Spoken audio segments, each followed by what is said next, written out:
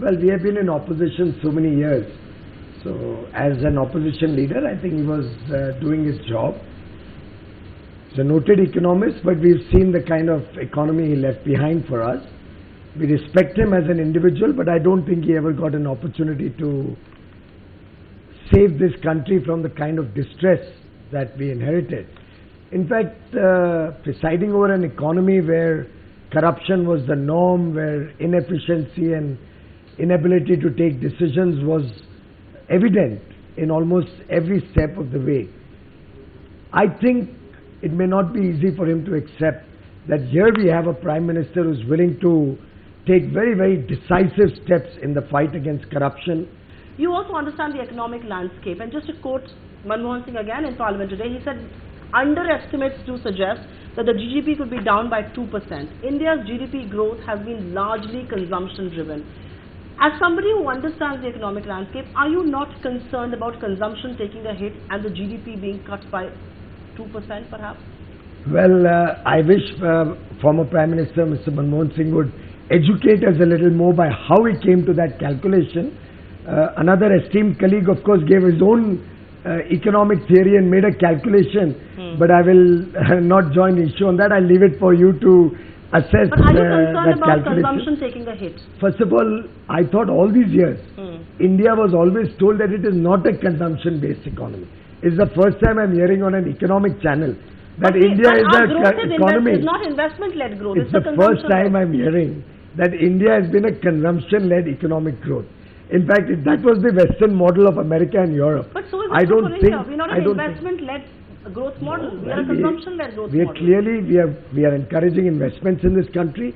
Every time growth took a backseat, it was when investments fell. After all, consumption at a certain level has always been there. It is always the investment which has picked up. Are you concerned about consumption taking a hit in the short term? In the short term, obviously, we have acknowledged it so openly that this quarter is bound to face a small hit because of this major action. But for the long-term gain that the Indian economy will have, lower interest rates, better tax compliance, after all, GST can never be successful with the large pervasive influence of cash on the economy and therefore illegal transactions. Move to the positive aspects, and you've alluded to some of these in the recent past. A lot of people believe that a lot of money that's going to come back to the banking system will help the banks lend more. There is very little credit uptake that's happening right now. How do you see this impact interest rates? And the government has, and I think the finance minister has been on record to say that this can result in radical rate cuts. What is a radical rate cut? Well, the radical rate cut is a decision that the esteemed governor of the Reserve Bank makes. On that. So my views on rate cuts have been well known over many years, and you know that very well. But I think the fact of what that rate cut should be is a function of monetary policy committee decisions. And they will obviously see the falling inflation numbers that have come out and that are expected to come out. Clearly, one of the big advantages of this, because black money is also used for hoarding. And as that money gets out of the system, you won't have an ability to hoard. And therefore, prices will be kept on check. Once the inflationary impact is reduced, then obviously you will see lower interest rates, which will help affordable housing, which will help you and all these camera persons and all your colleagues get a house at a decent rate of interest. Remember Prime Minister Vajpayee's days? 5.5%, 6% loans.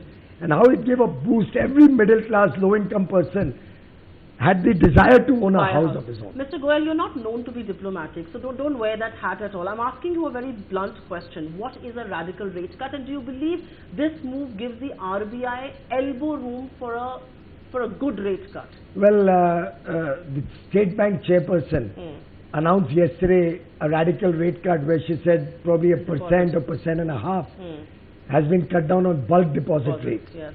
Now that is a clear signal of the things to come. They will have to deploy that money, and they'll have to deploy it at lower rates. So I think now the time has come where possibly you may see rate cuts happening, going even beyond what the RBI decides.